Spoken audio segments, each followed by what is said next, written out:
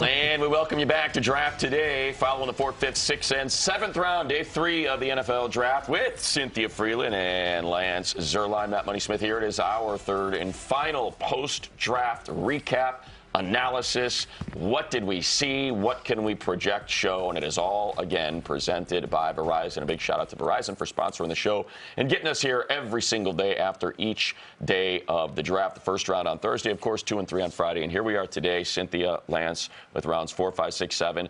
Not as many trades, and obviously not as compelling of trades, but some interesting things that we saw happen. We'll get through it throughout the course of the show here. But just, Cynthia, quickly, the draft is over.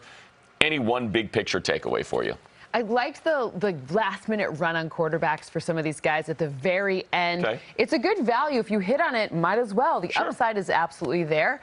But I think it's interesting that until, like, almost the last part of the 7th round, we were tracking as having the fewest quarterbacks selected ever, but still 2015. Bang, and then bang, bang, bang.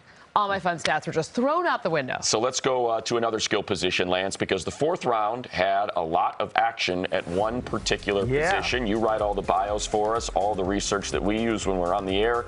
So you know an awful lot about each of these 5 players. Why don't we start at the top? Let's just, kind of go in order here with Damian Pierce and what you saw from him out of Florida and what the Texans are getting. Damian Pierce, under 110 carries, I think, for his entire senior season. I thought he was criminally underutilized. Very physical, good bouncy feet, and he's a strong guy through contact. He had the most yardage against Georgia of any running back in the entire nation this year. 69 yards on 9 carries, and a lot of that he earned on his own. He's a guy who can go create for himself. And I think with the Texans, you see them draft Kenyon Green, then they go get a blocking tight end with Quintariano from Oregon State. In the 4th round, they decided to add a running back, and they clearly getting the ball moving on the ground is important to them. And I like this pick. I've liked Damian Pierce from the time I saw him on tape. Thought he had a good Senior Bowl, and he doesn't have blazing speed, but you know what? Like I said, he knows how to get yards on his own, which is important in the league. Cynthia, let's go Xamir White. Lance, you had him as your best available, one of your best availables. Yeah, I want to see what Cynthia says about him because, you have 2 different types of running backs, Cynthia, but this is the guy who's the power and the hammerhead. How do you see him from the numbers? Like, what do they tell you? Well, the first thing it tells me is you got to look at the fit. And if you see where he runs, he needs to run behind a really strong guard. What did the Raiders do the pick before that? Well, they went out there and they got themselves a guard. They didn't have a high draft pick. Obviously, all those selections were saved for Devontae Adams, but this is the type of guy, that inside zone look, that's where he excels. You're seeing it right here. He needs a strong guard, so Dylan Parham, their offensive line, is really, really helpful for them. Yeah, and 11 touchdowns, and you see it there. And, he short yardage back as well. You talk about kind of the old cliche is thunder and lightning with James Cook. Which one's which? Which one? The thunder is the hammer. Okay. The lightning is the quick strike. Hey, here's one touch and you could be gone. But you see it there, like just incredible balance. His power is so good. To me, he was the 3rd best back in this draft, behind Kenneth Walker. There you go, Raiders fans. Yeah, I thought Kenneth Walker was 2. I thought 1 was Breece Hall. But for me, Xamir White, I thought this was a great pick. If he didn't have the knee issues in his background, to me, he's a clear-cut 3rd-round pick, maybe even 2nd-round pick. I think a 2nd-round pick. He was a 5-star coming into Georgia. He checks a ton of boxes. It's just, I think a lot of these running backs, and the discussion here about this position group is it's such a deep running back year. It's the deepest that I've studied since I've been doing this for NFL.com, that I think it really pushed a lot of guys down. Isaiah Spiller, Well, Pierre let's get Strong. to that, Lance. You just said Isaiah Spiller. You're talking too much. Cut it off, for God's sakes, would you? Isaiah Spiller is the next one we're getting to because we got to do snap grades presented by Verizon. Just take a breath. I know, but I'm just, so just excited. Just take a breath for a second, all right? About all I know it's our last day, but I need you to breathe. I need you to breathe, all right? Isaiah Spiller, Texas A&M. This is my Christmas. Snap grade presented by Verizon. You give it what? Isaiah Spiller, I'm going to give a good, solid A, and here's why. It's based on value. You draft him in the 2nd round, I give you a B. You draft him in the 4th round, well, you got a guy to take all the heat and the heavy lifting off of Austin Eckler. And I thought that was the #1 thing. Well, I shouldn't say #1. They needed to go find a guard. They did, and there's some other positions that the Chargers took care of. But finding a complimentary back for Austin Eckler who That's can handle Alabama some of the he's running over, by the way. Yes, right who there. can handle some of the touchdown in that game, incredible touchdown. Well, and in that game. Money, he lost 4 starters off the offensive line this year. People say he wasn't as good this year. 4 new starters on the offensive line, and Kellen Mondo's gone after 4 years as a starter at A&M. What do you got, Cynthia? What's your radio call going to be? Oh, gosh, I don't know. I haven't even thought about it as I do the play-by-play for the Chargers. But, look, this was the run of the year for him against Arkansas. I mean, you got to break contact at the line of scrimmage and then look at him running away from, because people question the speed, but he's got such nice, light feet. You mentioned that White was your third. I thought this was a third best back. I did not expect him to be there in the fourth, Cynthia. Oh, I certainly didn't either. Yeah. His first 3 steps aren't super fast, but he does get going once he gets a little bit of space. And the Chargers did a nice job of grabbing guards in this draft, too. So they're fortifying the O-line, giving him the best chance to succeed. And also with Austin Eckler there, they're going to be able to use him in packages that work specifically for him. Yeah, you said it, Lance, because, the one thing about Austin is he's one of the toughest players in the league. He never goes down. He's both. He never goes down on first contact, so he gets beat up like bad. He takes multiple hits on every carry. They needed somebody else, and they've tried. They tried with Larry Roundtree last year. They tried with Josh Kelly the year before. Hadn't happened, so no doubt they're taking another bite at that apple here. I think they took a 4th-round pick on a little more talented back than Roundtree and also Kelly. He's a little more dynamic. He's a guy that can step in and handle, a bulk load of carry. If Austin Eckler goes down with an injury, you can go 24, 25 carries with Spiller, and it's not going to be a problem. But Eckler, to me, as you mentioned, he's never going to dial it back. That's who he is as a runner. So if you take some of those carries away from him, which they've tried to do, but I think they want to still be able to run the football effectively. So fantasy like a little down, but A for the grade for Spiller. A for the grade. Fantasy gets a little downgrade for Austin Eckler if you're trying to take carries away from him, though. Maybe. I'll put a button on it. 57 missed tackles and 63% of his yards after contact. I mean, Spiller is a guy that you have to be able to create for yourself. That's how you do it. Super predictive in the league. All right. When we return, as we get done talking about the runners, we're going to get to more of our favorite picks. And how about this? We're going to talk specialists. Woo! Today was a day to celebrate specialists. Lance, you're going to be forced to talk all them words about punters and kickers when we return. No long on Draft Today, presented by Verizon. That's a real shame.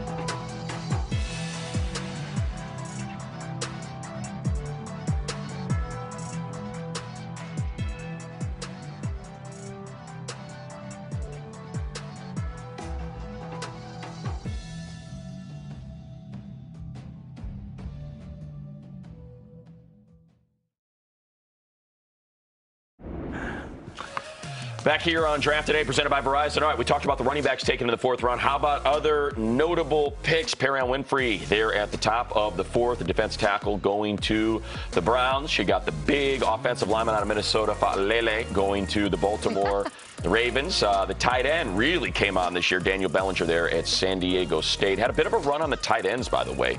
I think it was in the fourth round. Calvin Austin is? That guy's a track star. I wish he would have run at the combine. It would have been like 4.2 something. I heard it was going to be like 4.11. I heard it was going to be like 4.11. I heard it was going to be like 4.04 or something like that. All right, here we go. Let's get to some notable picks. Cynthia, why don't you get us started with notable? Or no, I'm sorry, Lance, you're getting us started, right? All good. Yeah, notable picks. Perrion Winfrey is one of those guys, and I think Perrion Winfrey is a player who really came on during the Senior Bowl. He played in Alex Grinch's, formerly the defense coordinator there at Oklahoma, a very slanting-based front. And so two things happen. You get a lot of tackles for loss, but you also have times where you run completely out of a play, and your tape will look kind of rough sometimes, but that's the scheme. However, when he went to the Senior Bowl, he really shined. I mean, he beat up the offensive lineman at the Senior Bowl, and I thought really made a name for himself. Now, I thought the tape looked more like a fifth-round pick. I thought the Senior Bowl looked like second or third. We kind of split the difference here. I think the tape, maybe won out a little bit, but I still think there might be a little bit more meat on the bone for Perrion Winfrey. He may be able to play beyond where he was drafted here. Cynthia, you're taking Kobe Bryant here. I'm taking Kobe Bryant. Yes. I mean, just for the name alone. Just kidding. Look, Cincinnati obviously has a very special defense. They've got a lot of players in this draft. It was a really special draft for them overall. When I look to see the fit with what I've seen Pete Carroll do with guys like this in the past, you like tall? They like tall. You like the guys who have that sort of profile? That's the profile that he has. You like guys who could be used against a run. That's the versatility that they're looking for there. So I think it's really interesting to see. What did you think about Lance, it? Yeah, I liked him. Kind of a zone corner, but this is three players from the secondary drafted. Brian Cook, second round. Kobe Bryant, fourth round. Sauce Gardner, fourth pick of the draft. Really good. I mean, there's a reason they were in the Final Four. What I think I saw, I wish I could give credit to who put it on the old Twitter machine there, but said Cincinnati had 8 players go. They're going to the Big 12. Texas had 0 go. They're going to the SEC. Ooh, That's up to whatever point that was. All right, now we get to it. How about specialist guys in the 4th round? We're talking about specialists in the 4th round, a kicker and 2 punters. Cade York goes to the Browns. You're talking about someone who has got a giant leg, 15 50-plus yard kicks, and those kicks were projected to be made of 57-plus. I mean, he has got a gigantic leg. And then you've got your 2 punters, Lance and Cynthia. Jordan Stout, you're talking about, I think, what did Jordan Stout have? First, 67 punts. 3 touchbacks, 30 He fair was catches. incredible. I mean, his placement and touch once he was inside the 20 was absolutely astonishing. And this is that pooch flop mechanism, as they call it, where it can basically punt it to the gunners like he did right there, or he can also stick it to where the ball just deadens. That hang time. And that's really hang time. And the hang time is a big deal. Hang time. All the analytics people, they will tell you, what is the hang time? Measure the arc going all the way up. So that's the thing that's really what this other punter that maybe people were expecting. Matariza. That's what, yeah, exactly. That was the issue. And Camarda, you see the way he's got that straight drop. So he's got the Nose end over drop. end kick, and you'll see with the nose drop, it just gets when it hits the ground, first of all, it's tougher to catch. And when it hits the ground, it's just there waiting for their coverage units. Also, probably worth noting that the Ravens had 6 selections in the 4th round. So that was to bring them to 10 picks. So that was also not their first. And by the way, those 2 punters and Ariza goes to the Bills. What do you notice about every team? Dominant defense. Defense. You need a good defense if you're going to. Got to. Otherwise, it's a waste. Your first offensive play is 15 yards, and great. Way to go. Thanks for the big field. punt. Matt Ariza is not one of these 4th round specialists. He went top of the 6th. But 18 punts over 60 yards this year, 2 punts over 80 yards. Yes. Hang time. So his hang time was 3.89. Right. That number stuck with me when I looked it up because that's low. I mean, NFL teams want a minimum of 4.20, 3.89. And, it's funny. I know Money loves the punters, right? So I saw him walking down the hall at the combine. I FaceTime Money, and Money got to have a little conversation with Matt Ariza. Me. But sure I know I should have. He's good looking. Listen now, me. That's who Matt Ariza's got some Hollywood looks and charms to him. But he's the punt god. I got something about this. Yeah, go ahead. Hang time. When you're in a cold and windy place like Buffalo, being able to have that directional punt that's not necessarily inside, that's actually an advantage. So if you were going to go one spot, like a Denver or a place with cold, crappy weather, Baltimore. You know what's interesting, though? remember, Bills. Buffalo did this last year with Bojorquez. They brought in that big leg, and it just didn't work out. That was the problem, is their coverage units.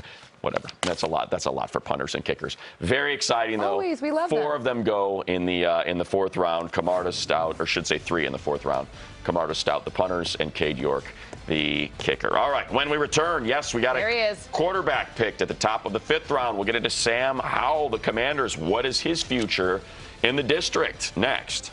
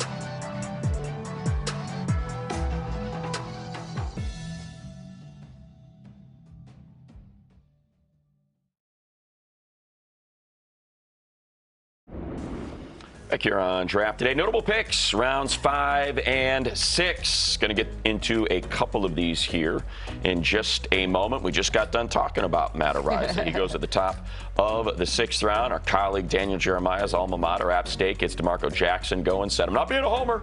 This is a really good pick for the Saints. So give him a little tip of the cap Homer there. And our absolute favorite pick, at least mine of the draft, 188, Malcolm Rodriguez. Lions, you got yourselves a steal. Restore the roar. One of my absolute favorite players that I watched going into this draft. Let's get to pro comparisons presented by Lowe's. And Lance, you're going to start with the first player selected in the 5th round, the quarterback Sam Howell out of North Carolina. Pro comparison. That was Cynthia's top player in the 4th round. Right. And I think this is really interesting. So for me, when I do player comparisons, it's not my favorite thing to do because I take so much heat for it. And here's the thing, with player comparisons, a lot of times it's body type, it's playing style, and it's not necessarily who you're going to be. But I'm going to flip it up here and go, let's go with the ceiling for Sam and the floor. I think the ceiling is going to be Baker Mayfield. I think he has some of the same swagger, the same arm talent. I think he's got a little more arm talent, frankly, than Baker Mayfield. And, of course, the body type also really does end favorably when you compare the two. However, Sam is a good runner. He had over 800 yards rushing. He was just a shade below Malik Willis this year. So that's going to be my ceiling. The floor would be Chase Daniel. He looks like Chase Daniel. Now, he looks a lot. He really does. In the uniform, he does. It was hard for me to get away from. But Chase Daniel also was a very good college quarterback. He's the a problem bowling ball of a runner. He was. And look, Chase Daniel for me was Sam Howell was a 6'1". I bumped him to a 6'2", which is potential to be an average starter. But I think he's going to be on the borderline of starter to really good backup, and that's going to be the problem here. And that's why I have Chase Daniel as the floor. But I do think the ceiling could be as high as Baker Mayfield because he does have talent. And as Cynthia noted yesterday. Go with Cindy. The rest of the show. As Cynthia noted yesterday, a lot of changes for Sam Howell last year. The wide receivers are gone. The running backs are gone. It was a lot tougher this year. He didn't have as much around him. I like Sam Howell. First of all, always invite the smoke when you make comps. Own your work. Who cares? Come at me. Let's go. I think the comp is interesting. He comps himself. He said he studied Drew Brees' game. And there are actually some things about him that do give you some shades of Drew Brees. Now, is he going to be who Drew Brees is? That is yet to be determined. However, this is a good opportunity for him behind Carson Wentz to get some time with that offense. There are good running backs there. They have a strong wide receiver situation. This could be an opportunity for him to learn how not to take sacks as often, to leverage those great stats. We got to, yes, that's a stat. That's Sacked a stat. 48 exactly. times. So you take fewer sacks and you leverage that third down proficiency. He's best quarterback in this draft on 3rd and long, and you kind of go more towards your upside and less towards the down. So I think this is a great spot for him. And getting him so late, like they ought to acquire a bunch of other players that could really help. Basically, they took all of Alabama's roster and got as many as they could. Look, he's got a shot to get that job. I don't think any of us would be surprised. I'm not saying it's going to happen right away with Carson Wentz there, but we saw how it ended in Indy, how it ended in Philadelphia. So great opportunity for Sam. Let's get to Khalil Shakir, one of my favorite players. He's a local guy from here in Los Angeles, played at Marietta Valley with his quarterback Hank Bachmeier. They both go up to Boise State together. And Cynthia Lance, this is a slot. 80% of his snaps in the slot. The one, and maybe one of the reasons why he slipped a little bit is some drops in there. There's a handful of drops, but I like him, man. I mean, he dominated in high school here, and he and Bachmeier dominated up at Boise State too. Do you think that Jamison Crowder's like, okay, so I leave the Jets after they draft a slot receiver, and now I go to the Bills, and now they're drafting a slot receiver that's also going to be very helpful on teams. They still have Isaiah McKenzie there, but that job is open. Remember, Cole Beasley was Josh Allen's best friend on 3rd down just 2 seasons ago, and that was all about that slot situation. So with the weapons that they've added, and along you obviously have Stephon Diggs there to spread the field, I think he could be super valuable. I think this is a fun pick. Shifty. Money, as you know from watching him so much, I mean, he's in the Debo mold. Yeah. He is really as competitive as anyone I saw this year when the ball's in his hands. He's a super, super competitive player. But they used him on jet sweeps. They used him out of the backfield as a running back. They used him on just hitches. And, of course, when he catches slants, he's very, very tough to bring down as well. And I thought he tested faster than I expected. Yeah. He ran faster than I thought he played. So he is what he is he's one of those new gadget guys that people around the league are starting to try to figure out, how are we going to use these guys after seeing Deebo Samuel? That's who Shakir could be. Let's shift to the defensive side of the ball, and Tariq Woolen out of Texas San Antonio. Talk about a body type and a certain type of corner that you like up in Seattle. I mean, this guy is an absolute giant of a human playing that position. Pete Carroll has a type. Yeah. I mean, he really, truly does. Every time you look at this, I watch him and I watch his running, and you think speed and big guys. Okay, well, speed, big guys, late round, you're going to be a Seattle Seahawk. Congratulations. Right. Welcome to the team. Was he 6'4", Lance? Yeah, 6'4", ridiculous speed. He's a track guy. Here's the thing. A lot of these highlights we see show him lighting up wide receivers when he's coming downhill. The issue a lot of teams had is that he wasn't like that when it was time to help and run support. So you got to have that same courage and run support. But I tell you what, getting to Seattle, long cover 3 corners with speed. I mean, he checks a lot of those boxes, and he has a lot of upside. So right now he's a track guy playing corner. He's got to turn into a cornerback with track speed. And certainly Pete and John Schneider and all the coaches up there have done a great job with middle to late round picks as well. Richard Sherman, Brandon Brown. I mean, these are guys that were picked in the mid to late rounds that end up becoming dominant. He's a throwback, isn't he, to the old Legion of Boom body types. It's look. Packers have their wide receiver types. Seattle has their cornerback types. And there's actually a lot of people that, anyway. When we return, we will get to value picks. We'll finish that. A ton of value found here on day 3. So we'll go through a couple of our favorites when we return on Draft Today.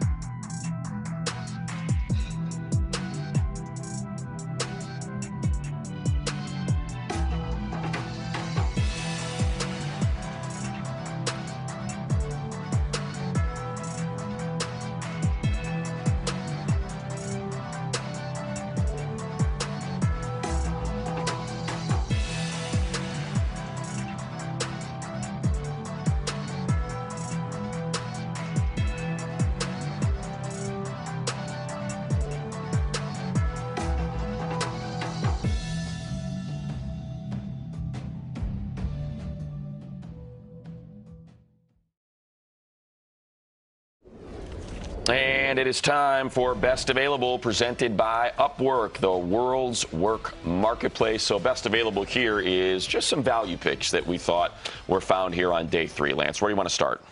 A lot of value, but I got to start with Dominique Robinson. I mean, I think he's a late round 2 to early round 3 pass rusher. He's a former wide receiver who played at Miami, Ohio, but he's got a tremendous amount of upside. He's very fast, has the ability to bend and dip at the top of the rush. And I think what he is he's a traits player who is going to be who he's going to become in about 2 to 3 years. Like, it's going to take a little bit of time, but the Bears have time. They're in rebuild mode. And Ryan Poles, what he got for me in the 5th round is going to be a future starter off the edge to go with another guy that the Bears already have in Gibson, who is a player coming out of Tulsa that I thought was the same type of player. Very similar body types, very similar players. So I think Dominique Robinson is a steal, and I think Bears are going to find that he's their future starting defensive end on a defense for Matt Eberflus that loves to get up the field and rush. Yeah, they lost Khalil Mack. We'll see if they bring Robert Quinn back or not. So certainly a position where they had to replenish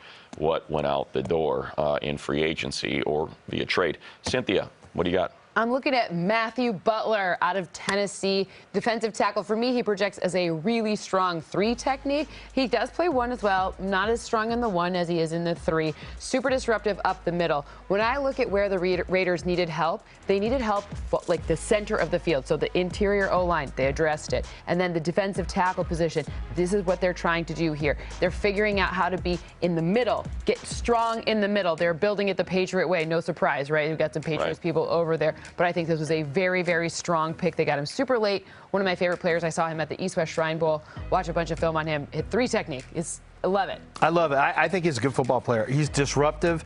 He's always in on plays. I think he's exactly what you want as a rotational 3 technique. I agree with you. Who's going to get up the field and cause havoc with limited snaps.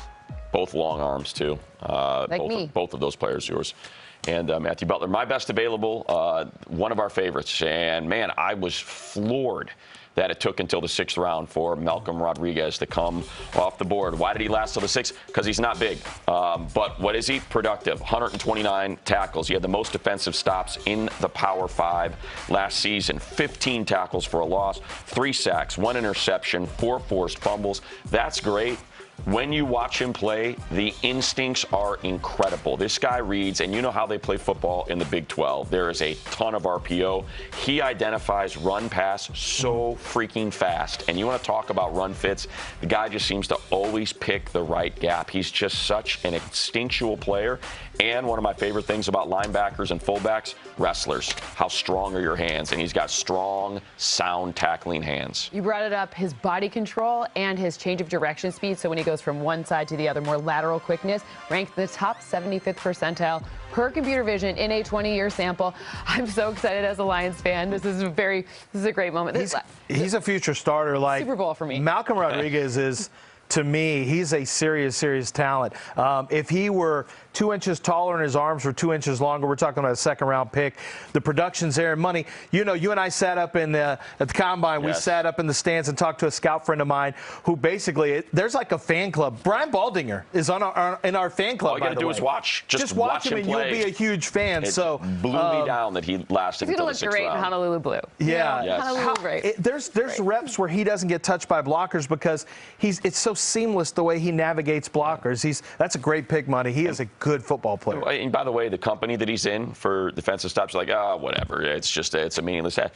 Devin Lloyd, Chanel, the 2 linebackers that are behind him in defensive stops. So that's the company that he's keeping. And again, just recognition and being able to identify. Every year he racks up production. Yeah, every year. How about 400 total tackles in his career, 34 tackles for loss, 7.5 sacks, 8 forced fumbles. It's what he does. Yeah. And he's a Lion. And he's a Lion in the 6th round. Crazy. All right, so those were value picks presented by Upwork. When we return, we're going to break down a couple teams. We're going to get into the Jaguars, who had the 1st overall pick, and the Falcons, who took Desmond Ridder in the 2nd round, making him the 2nd quarterback off the board. How did those 2 teams, one in the AFC, the other in the NFC South, fare in the 2022 draft? That's next.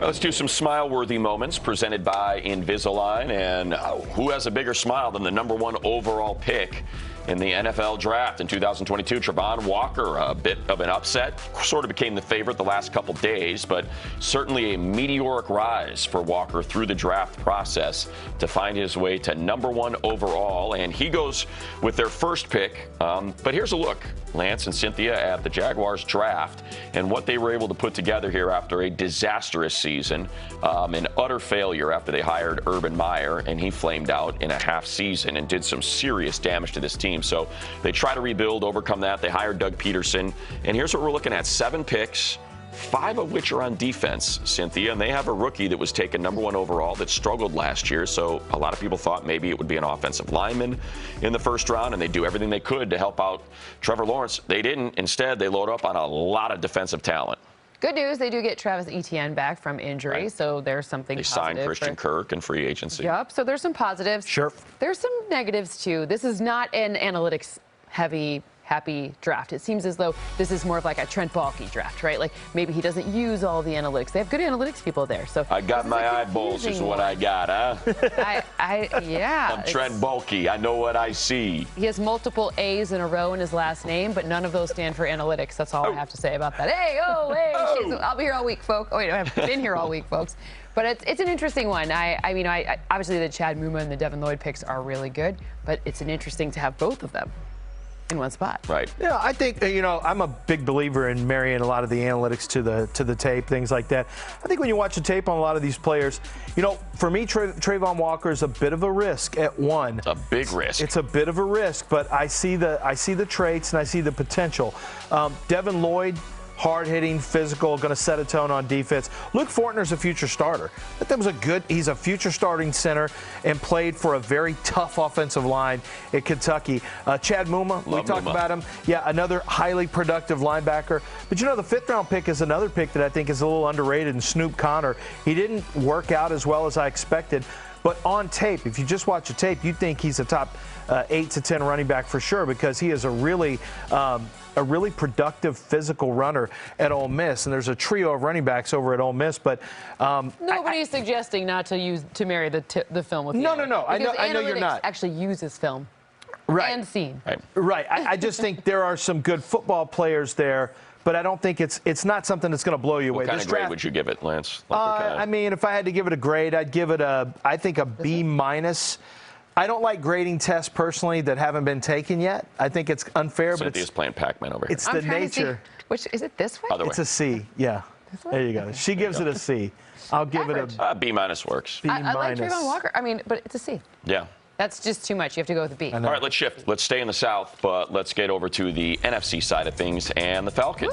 Woo! They get Drake London, make him the first wide receiver taken, have their choice of all the wide receivers. They opt to go Drake London, pair him up with Kyle Pitts and all of that size. Ebiketie, a lot of us like. Troy Anderson, a lot of us like. And then in the third, they take Desmond Ridder as the second quarterback selected after Kenny Pickett was taken in the first round at 20 overall by the Steelers. Your thoughts on the Falcons draft, Cynthia? I like Desmond Ridder. I think that's a good pick for them. Why? Because it doesn't mean that he needs to start right away. He can grow, and he and Marcus Mariota have a lot of traits in common. Now that they add Drake London, they already have Kyle Pitts there. They do have some, but Cordero Patterson, we don't really talk about him enough. He deserves a lot of love there. And then Ebiketie, that's a really nice pick for them. So I think this is overall a very, very solid draft. And then, of course, I don't know if anyone was like we all were pounding the table for Troy Anderson. I don't know if any of us on this stage were like, oh, who's he? No, we all loved him. So I think this is, given where they were starting, this is a wonderful draft for them. What did Scout tell you that he compared Troy Anderson to?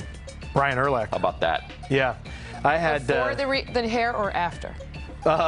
Before the hair. When he original hair. Original hair. After the barbed wire tattoo, though. After the bicep barbed wire. The good one. The good Urlacher. The one that you really like. The football playing Urlacher, I should say. Anderson he's a darling amongst the NFL evaluators because they see what he's going to become, not what he is right now. It's pretty rare when you're able to. Troy Anderson is a guy who was. His sophomore season, he was the Big Sky Conference first team all conference quarterback. His senior year, he is the Defensive Player of the Year in the same conference. Yep. That's just That's incredible. a slot corner, too. Well, it speaks to his athleticism. It speaks to, but he's and that's also, what we talked about with Urlacher. he's Safety, and now he's exactly. all that bulk, and look at how he moves. But he's also all gas, no brakes. Like his mentality, forget about the quarterback thing. This guy is a heavy hitter.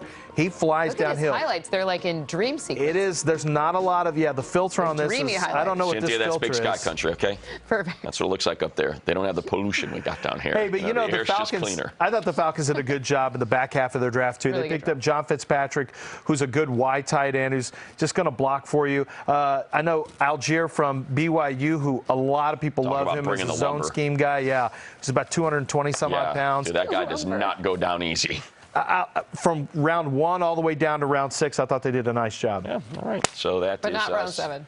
I didn't see what they did round 7, but it was probably good. Hey, you know what? Some young men that we hope become very successful in the National Football League. That was smile-worthy moments presented by Invisalign. All right, when we return, our final segment. Which team won the draft? What? Not day 3.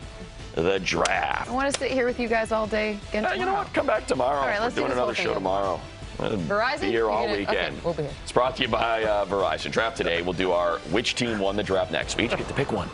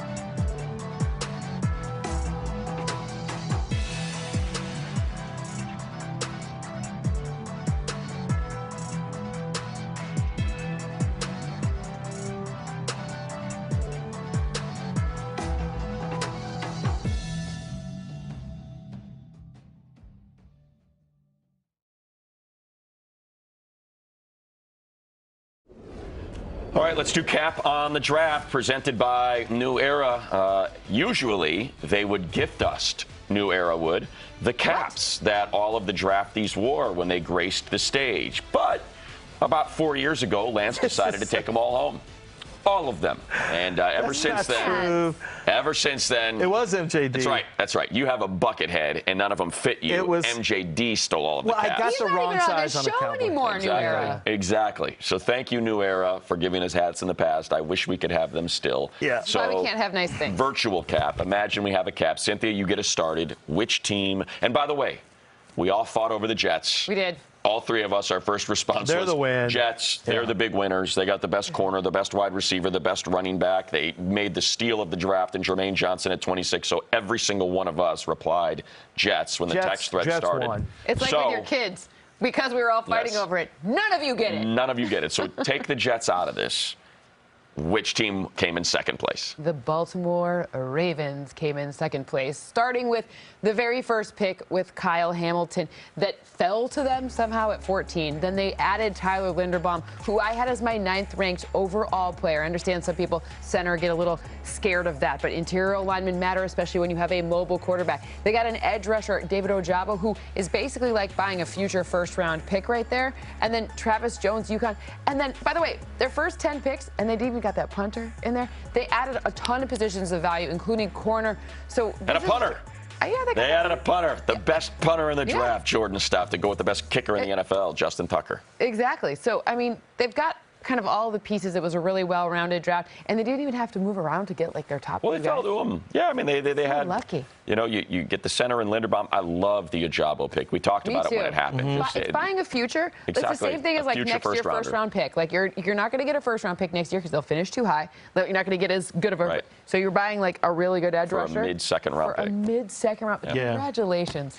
Yeah, I thought they did. I mean, honestly, the Jets won the draft. Number 2 really is the Ravens. I thought the Ravens draft was incredible. And I love what they did in the 4th round. I thought the 4th round was great. They had a ton of picks, but they got really good players. 6 picks in the 4th round. They stayed there, which is pretty shocking. Most teams wouldn't have done that. But I think the Ravens probably just said, look, we got a bunch of guys that are really good players, and some of them we have starting grades on. Let's just stick here and take a bunch of good players. So I thought they did a great job. Who do you got? Yeah, you know, I'm going to go with the Colts. And here's what I mean by win the draft. So it's different for different teams. Hyman. Well, they didn't have a first-round pick, right? So you didn't have a first-round pick, and you have a pretty good team, a pretty good roster. You have specific needs. I like what they did in terms of they needed another wide receiver to go with Pittman, and they grabbed Pierce, who I think gives them a vertical player to go with Matt Ryan. Then you grab a guy like Jelani Woods in the 3rd round, and Nick Cross and Bernard Hyman in the 3rd round. So the 3rd round to me, Jelani Woods, Bernard Hyman. Yes! Tackle and guard position flex. I thought he was a first-round pick. You just flexed on us with that accent. That's right. Well, Zierlein, you know, it's a little It's not really a fair fight. But Jelani Woods was one of the hottest tight end prospects in the draft.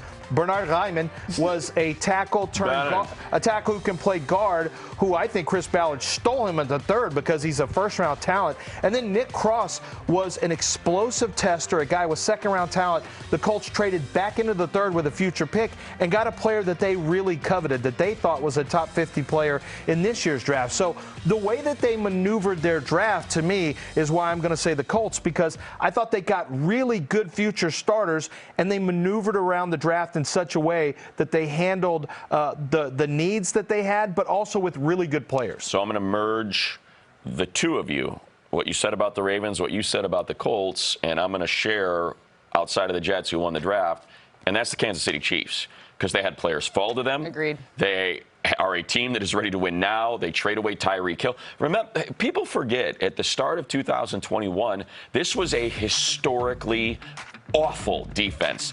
They had Chris Jones at edge because they could not find pass rush from the edges, and it failed miserably. They go out and and their secondary was a disaster. They get one of my favorite players in the draft, in Trent McDuffie, a Southern California kid, played at Bosco, goes up to Washington, dominates there. What did McDuffie do last year? Oh, I don't know, just the lowest completion percentage of Pac-12 players. 3.1 yards per target in the FBS. That leads all corners. He's so smart and sharp. And then I love Yorgos Karlaftis. Oh, I love Purdue pass rushers. This guy, you talked about it, all gas, no break. Yeah. That's Karlaftis. He is a bully. And now you get that pass rush with Chris Jones on the interior.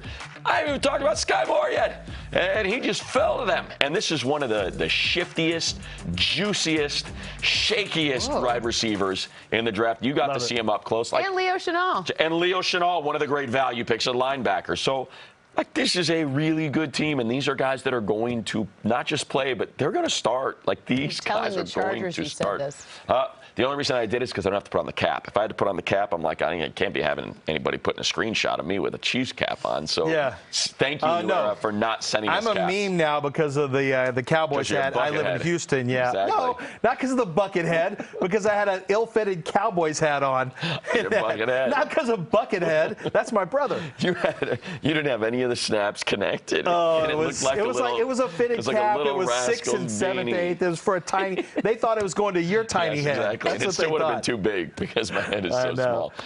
Chiefs, I believe. I like the Chiefs pick. Yeah. I love McDuffie. Love him. I thought he was to me, he was one tiny notch behind Sauce Gardner, and that's it. 100%. Pure talent. He's all because he wasn't over. Talented. He was 5'10" and a half. That's and it. He had 29-inch arms. That's it. I mean, you want to look at the tape. He blows away 2020 and 2021 blows away Derek Steen. By the way, this is a good one. Karlaftis. People look at sacks and all that. Win rate. Did you win when you were one-on-one? Yes, 24% of the time. Who was better than him? Aiden Hutchinson, 25%. Well, that's really how high. dominant. He's a really strong rusher. Ridiculously. Yeah, it translates. Hyman. Yorgos Karlaftis. Yasu. All right, final thoughts. It's an international sport now with Bernard Hyman and Karlaftis. There we go. Anybody want a final thought? We got like 10 seconds. Go look at all the undrafted free agents. I think we already had Jack Cohen, quarterback. He went to the Colts. So you got to figure out where all the rest of these players go because it never stops. The draft never ends. And thanks to our crew, bang up job for those on the other side of the cameras here on stage. Parker, shout out to you. Check her out. She plays the drums and she's really good at it. Bang those skins. She's a long one. Well done, Hytham. So a huge thank you to all you that watched as well. This has been Draft Today. Remember, tomorrow we are going to have our draft grade show. Lance, you'll be back. Our old friend Bucky Brooks coming back. It'll be on at 3 p.m. Eastern on NFL Network tomorrow. Check out your grades.